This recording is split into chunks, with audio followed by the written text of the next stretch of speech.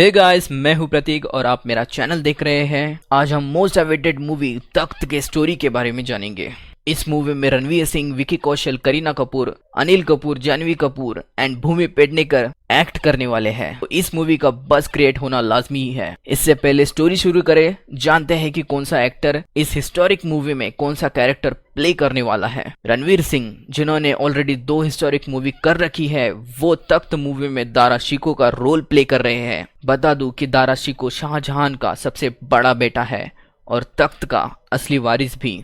इसके बाद आते हैं एवरग्रीन अनिल कपूर, जो इस मूवी में शाहजहां बने हैं। फिर विक्की कौशल, जो बने हैं औरंगजेब, जिन्हें बादशाह बनना है। और करीना, जो बनी है जहानारा बेगम। बेसिकली जहानारा औरंगजेब और दारा शिकोह की बहन है और ऑफ कोर्स शाहजहां की बेटी भी। और दोनों भाइयों के झगड़े के बीच वो न्यूट्रल रोल निभाते हुए दिखेंगी। जानवी और भूमि पेडनेकर के कैरेक्टर अब तक डिस्क्लोज नहीं हुए हैं। मोस्ट प्रोबेबली उनके रोल मूवी में ही जानने को मिलेंगे। स्टार्ट करें स्टोरी को, पर उससे पहले एक सूचना। अगर आपने मेरे चैनल को सब्सक्राइब नहीं किया है तो जल्दी सब्सक्राइब कर दीजिए और इस वीडियो को एंड तक देखिए।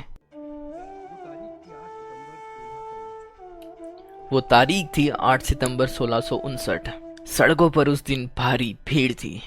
एक शहजादा उस दिन दिल्ली की सड़कों पर निकला था, ठीक उसी सड़क पर जो मेरे सामने से लाल किले तक जाती है। वहां पैदल सैनिक थे, घुड़सवार थे। शहजादे का नाम था दारा, लेकिन ये किसी जीत की जश्न नहीं, सरेआम बेइज्जती थी। दारा एक मरियल से बूढ़े हाथी पे बैठा हुआ था, गंदगी से ढका। उन दिनों वेनिस के एक प्रवासी मुगल दरबार में थे, निकोलो मनुची। उन्होंने अपनी किताब में इस घटना का वर्णन ऐसे लिखा है। उसके गले में वो शानदार चमकदार मोतियों के हार नहीं थे जो हिंदुस्तान के शहजादे को अलग पहचान दिलाते थे। उसकी पगड़ी कश्मीरी शॉल की तरह लपेटी गई थी, ठीक वैसे ही जैसे गरीब लोग पहनते थे। दारा शिकोह, शाहजहां मुगल बादशाह का सबसे बड़ा बेटा। दारा मुगल साम्राज्य का वारिस भी था और अपने पिता का चहीता भी। शाहजहां ने अपने बेटों को दूर दराज के रियासतों में राज करने के लिए भेजा था, लेकिन उसने दारा को सालाना 2 करोड़ की मुजराई देकर अपने पास रखना समझदारी समझा। इस वजह से दरबार में दारा को कुछ लोग दारा बाबा भी बुलाते थे। तो किस्मत ने ऐसी क्या करवट ली कि शहजादा दिल्ली की सड़कों पर यूं बदहाल हो गया। दारा की कहानी उसके जिज्ञासु मन की कहानी है, जो उसकी ताकत भी थी और उसके पतन की वजह भी बनी। शाही दरबार से मिलने वाली पूरी रकम को दारा अपनी धार्मिक विचारों की धुन, धर्म और दर्शन से जुड़े हुए सारे ग्रंथों के अनुवाद में लगा देता। दारा के इसी धुन ने उसे अपने समय का सबसे ज्यादा ठगा गया इंसान बना दिया। दारा की रुचि कई धर्मों और कई संस्कृतियों में थी। वो सूफियों, योगियों और अलग अलग धर्म गुरुओं से घिरा रहता था। 1656 की शुरुआत में उसने उपनिषदों का अनुवाद शुरू करवाया। उपनिषदों को वेदांत भी कहा जाता है और इन्हें वैदिक हिंदू धर्म का स्रोत कहा जाता है। उस वक्त मुगल साम्राज्य के वारिस के अलावा ये काम कोई नहीं कर सकता था। किसी के पास इस तरह के संसाधन नहीं थे। उसने संस्कृत सीखने की कोशिश की, लेकिन एक और कहानी भी है जो दारा की कहानी के साथ साथ चलती है।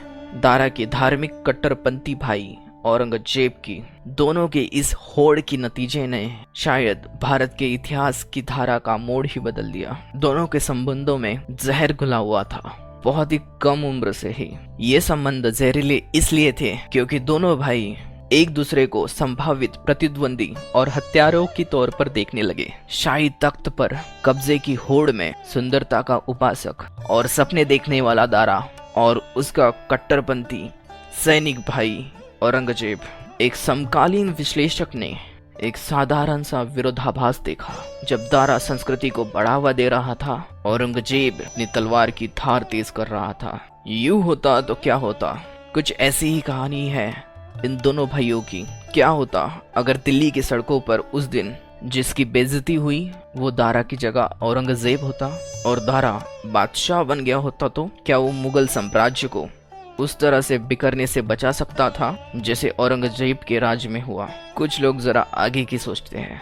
दारा भारत में बौद्धिक पुनर्जागरण को बढ़ावा दे सकता था, तब शायद भारत पश्चिम के बराबर खड़ा होता। और 150 सालों की गुलामी से बच जाता। शायद धर्म के आधार पर 1947 में बंटवारा भी ना हुआ होता। दारा किसी जासूस की तरह धर्मों के बीच भाईचारे की तलाश करता रहा। कुरान के एक अंश में छुपी किताब का जिक्र पाकर दारा आश्वस्त हो गया कि यहाँ इशारा उपनिषदों की तरफ है। दारा ने अस्तित्व के एकता का सिद्धांत मानना शुरू कर दिया, जिसके मुताबिक सारे धर्म ईश्वर की तलाश में किसी एकेश्वरवादी सत्य में मिलते हैं, ठीक वैसे ही जैसे नदियां सागर में मिलती हैं। दारा का मानना था कि हिंदू वैज्ञानिक अध्ययन से इस्लाम के ढके छुपे अंश उसके सामने आ रहे हैं, जिससे उसे इतना विशेष ज्ञान मिलेगा कि वो बिना किसी चुनौती के तख्त पर जा बैठेगा। दारा के बड़े राजनीतिक हिसाब किताब का एक हिस्सा ये भी था कि वो खुद को एक आदर्श व्यक्ति की तरह प्रस्तुत करे, कोई ऐसा जो सभी दिव्य रहस्य जानता हो, जो किसी आम आदमी को पता ना हो। दारा ने मुगल ताज की अपनी राह को ऐसे देखा कि वो ऐसा व्यक्ति है जो सारे धार्मिक रहस्य उजागर कर देगा। मुगल साम्राज्य में शाही उत्तराधिकारी की लड़ाइयाँ अक्सर खून खराबे से भरी हुई रहती थी। शहंशाह का हर एक बेटा ताज पर दावा ठोक सकता था, लेकिन दारा ने उन दरबारियों को ही दूर कर दिया था जिनके समर्थन की जरूरत पिता की मौत होने के बाद उसे पड़ती। दारा के समर्थक निकोलो मनुची लिखते हैं, दारा अति आत्मविश्वास से भरा हुआ था। वो खुद को हर काम में सक्षम मानता था और उसे लगता था कि सलाहकारों की उसे जरूरत नहीं है। जो सलाह देते वो उनसे नफरत करता, इसीलिए उसके प्रिय मित्र उसे सबसे जरूरी चीजें भी नहीं बताते। उसे लगता कि सब लोग उसे प्यार करते हैं और किस्मत आखिर उसी का साथ देगी। शायद वो सपने देखता था। दूसरे दार्शनिकों की तरह वो विचारों के बारे में सोचता था, ना कि प्रशासन के बारे में। शायद धार्मिक एकता के बारे में कम और प्रशासन के बारे में ज्यादा सोचता दारा तो अच्छा रहता। इस बीच औरंगजेब खुद को मजबूत कर रहा था। वो अपने प्रभाव का दायरा बढ़ा रहा था और शाही सिंहासन पर कब्जे की तैयारी कर रहा था। औरंगजेब ने मध्य भारत में काम किया। उन्होंने दक्खन में 2 लंबे कार्यकाल बिताए। वो गुजरात में रहा, मुल्तान में रहा। उसने उत्तरी अफगानिस्तान के हमले में भाग लिया और कंधार की चढ़ाई में भी वो सब जगह पे था। इन सालों में उसने अपने आप को एक योद्धा, एक प्रशासक की तौर पे ढाला। उसे ऐसे व्यक्ति की तरह देखा जा रहा था जो लोगों की परवाह करता है, धर्म में आस्था रखता है, राज्यों के हमले में मिली हुई रकम को अपने साथियों में बांटता है। और हैरानी की बात नहीं, जब उत्तराधिकार की बात हुई तो इनमें से कई लोगों ने उसी का साथ दिया। जब 1657 में शाहजहां बीमार पड़ा तो शाही तख्त एक तरह से खाली हो गया। औरंगजेब ने इसी मौके का फायदा उठाते हुए चाल चली।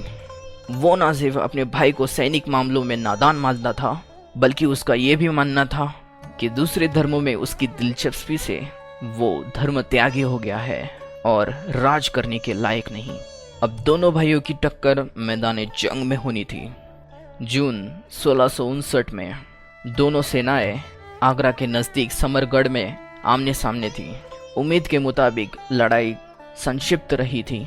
कुछ इतिहासकारों के मुताबिक औरंगजेब एक राजपूत सैनिक के वार से मरते मरते बचा था, लेकिन जल्द ही संभल गया।